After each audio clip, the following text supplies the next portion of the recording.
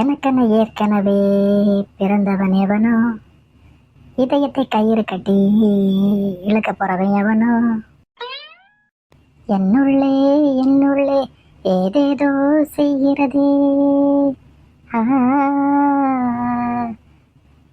எனக்கென ஏற்கனவே பிறந்தவன் எவனோ, இதயத்தை கயிறு கட்டி இழுக்க போறவன் எவனோ.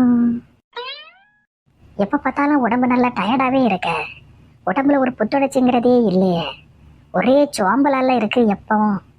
என்ன பண்ணலாம்? உடம்பு நல்லா புத்துணர்ச்சியா வச்சுக்கிறதுக்கு யாருக்கிட்ட ஐடியா கேட்கலாம்? அதான் நான் இருக்கல நாத்து, என்ன விட்டுட்டு நீ வேற இருக்கிட்ட போய் ஐடியா கேட்க போறா?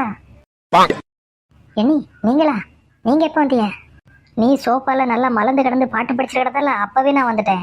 அதெல்லாம் இருக்கட்டு, ஏதோ ஐடியா கிடியான்னு ஏதோ பேசிட்டு இருந்திய, என்ன ஐடியா வேணும்?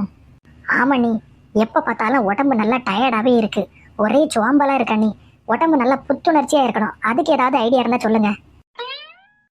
இவ்வளவு தானே, கவலை விடு, நான் உனக்கு ஒரு நல்ல ஐடியா சொல்ல கேளு. கடையில போய் 1 கிலோ கேழ்வரகை வாங்கிக்க.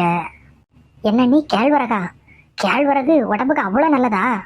சொல்லதை முழுசா கேளுனாத்து. 1 கிலோ கேழ்வரகை வாங்கிட்டு வந்து வீடு ஃபுல்லா இறைச்சி போடு. என்னன்னு நீங்க கேழ்வரகை வாங்கிட்டு வந்து அரைச்சி குடிக்க சொல்லுவீங்கன்னு பார்த்தா நீங்க வீடு ஃபுல்லா இறக்கி சொல்றிய. பொறுமையா இருந்தாத்து சொல்லுங்க. கேழ்வரகை வீடு ஃபுல்லா இறைச்சி போட்டுட்டல்ல, இப்போ ஒவ்வொரு கேழ்வரகா உட்காந்து பொறுக்கி எடு, அப்போ உடம்புக்கு தன்னால புத்துணர்ச்சி கிடைச்சிரும்.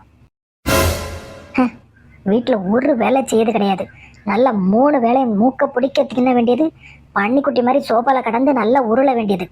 உறவு உடம்பு சோம்பலா இல்லாம வேற எப்படி இருக்கும்? இந்த லட்சணத்துல உடம்பு புத்துணர்ச்சியை வச்சிருக்கிறதுக்கு ஐடியா வேணுமாம்ல? ஐடியா? சபாஸ், சரியான பதில். இவளுக்கெல்லாம் இப்படி சொன்னாதான் நல்லா மண்டையில உரைக்கும்.